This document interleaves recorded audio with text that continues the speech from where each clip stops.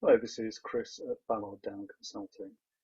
Just doing the third in my short series of three videos. First one I looked at was business priorities at the moment, what I felt people's business priorities should be.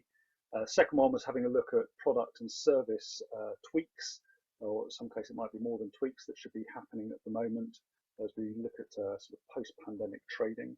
And the third short video I wanted to do was around focused marketing. I think there's a lot of work to be done on marketing at the moment, and it's a bit concerning that some businesses just seem to have stopped their marketing completely. Spend is almost certainly going to be down, but that doesn't mean you have to stop altogether.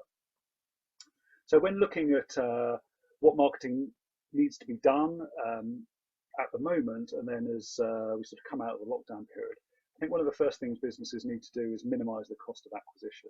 So looking really carefully at how much it costs to get each new client literally or figuratively through the door. If businesses have been spending a lot of money on pay-per-click in the past, I think switching that straight back on without analysing the return on investment and exactly who you're targeting and how would be a mistake. So looking at potential routes to getting new contacts in and what are the cost of each of those.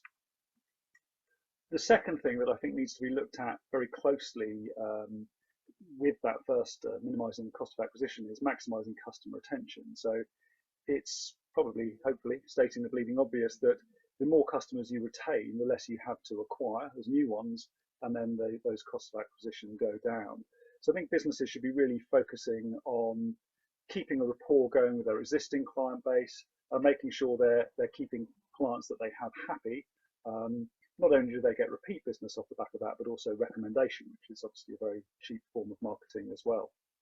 So minimizing cost of acquisition, maximizing customer retention, absolutely vital at the moment.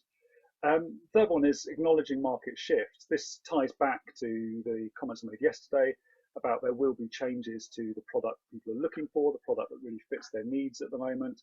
And it's really important when you're looking at your marketing to acknowledge that the market will have changed, people's desires have changed, people's behaviors are going to be changing. So making sure that your marketing focuses on that.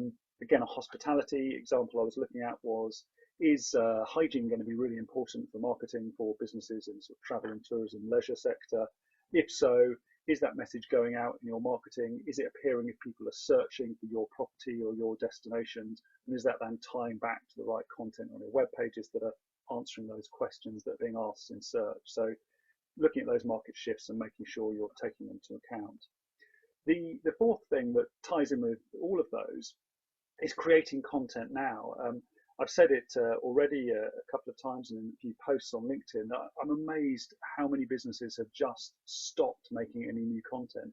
I find it absolutely bizarre. You don't have to be doing a hard sell, but you can still be communicating to your clients, communicating to the market in general, letting people know what it is that you offer, what problems it is that you solve, and just having things that are engaging. Some brands are doing it really well.